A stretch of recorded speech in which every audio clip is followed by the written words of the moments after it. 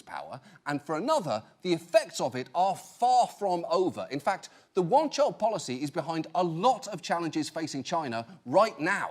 To take just one major example, for reasons we'll discuss later, there are currently around 34 million more males than females in China. That is a lot. In some villages, the ratio of men to women can be nearly 2 to 1. It's a situation that's made some journalists who visited noticeably sad. Welcome to the most miserable place in China for lovers. Here, where single men sit around all day, it seems, with nothing to do.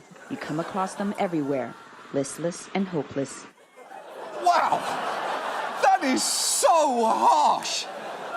The most miserable place in China for lovers, I presume narrowly beating out wherever they keep the pandas. The one on the right is clearly thinking, ugh, I am not doing it, and the one on the left is completely fine with that. So tonight, let's talk about China's one-child policy, why it happened, how it was carried out, and what the consequences have been. And let's start with why it happened. In the 60s and 70s, overpopulation was a huge global concern, with alarmists making apocalyptic predictions. Even Disney got in on it, producing this video for the Population Council.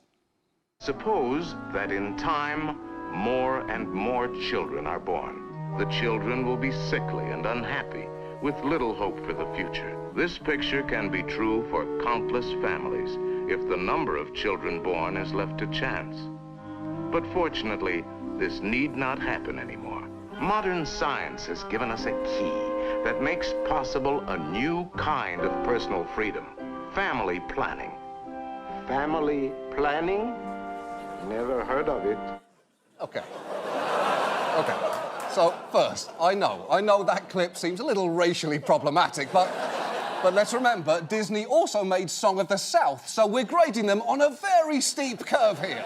But secondly, and I cannot stress this enough, I don't care how useful the information Donald has on family planning might be, you never take advice on having sex from a duck. Overpopulation hysteria was global, and China was no exception, and the Communist Party also saw controlling their population growth as key to raising the country's economic prospects and standard of living, making it easier for them to hold on to power. So, who did they pick to solve this issue? Well, just take a minute and think about who would be the absolute worst choice to craft a prescriptive nationwide policy on reproduction. And do keep in mind, Jared Kushner is not Chinese.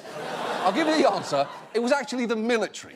The policy was crafted by military scientists, which, as one expert will tell you, was not ideal. It was conceived by men.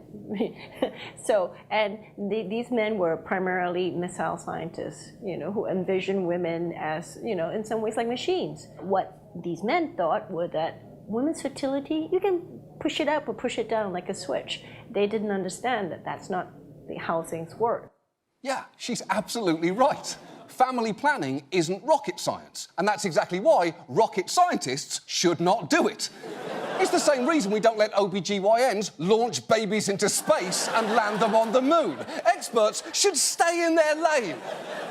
Now, this policy was a nationwide directive in the form of an open letter to members of the Communist Party, but it was actually implemented at the lower level, meaning enforcement varied wildly depending on where you lived. So there could be exceptions. Many rural areas even allowed families a second child if their first was a girl. But the general message was to have just one child, and it was often expressed through striking propaganda like this.